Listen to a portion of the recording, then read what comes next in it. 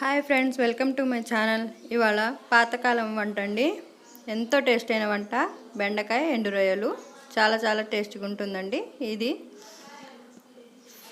First మనం ఎండు రొయ్యల్ని బాగా క్లీన్ చేసుకొని ఒక 10 మినిట్స్ ముందు నానబెట్టుకోవాలండి. బాగా క్లీన్ చేసుకోవాలండి. ఒక 2-3 టైమ్స్ కడగాలండి, ఇసుక ఉంటుంది. తర్వాత 1 కేజీ బెండకాయలకి నేను 3 ఆనియన్స్ తీసుకున్నానండి, పెద్దవి. సన్నగా కట్ చేసుకొని పెట్టుకోవాలండి. తర్వాత కేజీ బెండకాయలండి, చూసారా, నేను ఆల్రెడీ కట్ చేసి పెట్టుకున్నాను. తర్వాత ఒక పొయ్యి మీద వెడల్పాటి గిన్నె తీసుకోవాలండి. నేను బాండీ తీసుకున్నాను. దాంట్లో 4 టేబుల్ స్పూన్ల ఆయిల్ వేసుకున్నానండి. ఆయిల్ బాగా హీట్ అయిన తర్వాత మనం ముందే కట్ చేసి పెట్టుకున్న ఆనియన్స్ని వేసుకోవాలండి. వేసుకున్న తర్వాత బాగా ఫ్రై చేసుకోవాలండి. ఒక 3-4 మినిట్స్ వరకు ఫ్రై అయిన తర్వాత ఆనియన్స్లో ఒక పచ్చిమిర్చి అండి, కట్ చేసుకున్న పచ్చిమిర్చి వేసుకోవాలండి. తర్వాత పసుపు, ఉప్పు వేసుకోవాలండి. అన్నీ బాగా కలిపి ఎండు రొయ్యలు కూడా వేసేసానండి. చూసారా, నేను అది వేయడం చూపించలేదండి, ముందు వేసేసానండి.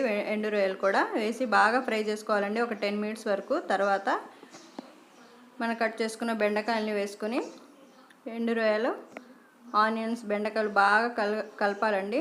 మనం ఆ ఉప్పు కొంచెం వేసాం కదా, తర్వాత వేయాలండి. ఉప్పు ఇప్పుడే వేయకూడదు. జిగటగా ఉంటుంది కదా బెండకాయలు, ఆ జిగటతనం పోయే వరకు కొంచెం చూసుకొని వేసుకోవాలండి. ఉప్పు మూత పెట్టుకొని లో ఫ్లేమ్లోనే ఈ కర్రీ ఉడికించుకోవాలండి. వాటర్ అస్సలు వేయకూడదండి, లో ఫ్లేమ్లో ఉడికించుకోవాలండి. చాలా స్లోగా కలుపుతూ ఉండాలండి, లేకపోతే గుజ్జుగా అయిపోతుంది కర్రీ.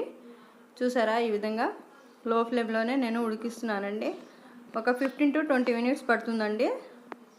తర్వాత జిగటతనం పోయిన తర్వాత బెండకాయలకి మనం కారం వేసుకోవాలండి. కొంచెం ఉంటుందండి జిగటతనం. కారం వేసిన తర్వాత ఇంకో 10 మినిట్స్ లో ఫ్లేమ్లో ఉడికించుకోవాలండి, అప్పుడు మొత్తం పోతుంది. చాలా టేస్ట్గా ఉంటుందండి ఈ కర్రీ. ఒకసారి ట్రై చేయండి. నోటికి రుచిగా లేనప్పుడు ఈ కర్రీ చేసుకొని తినండి. చాలా రుచిగా ఉంటుంది, చాలా టేస్టీగా ఉంటుంది. చూసారండి, ఎంతో టేస్టీ అయిన బెండకాయ ఎండు రొయ్యల కర్రీ రెడీ అయిపోయింది. నా ఛానల్ నచ్చితే లైక్ చేయండి, షేర్ చేయండి, సబ్స్క్రైబ్ చేయండి. Thank you for watching.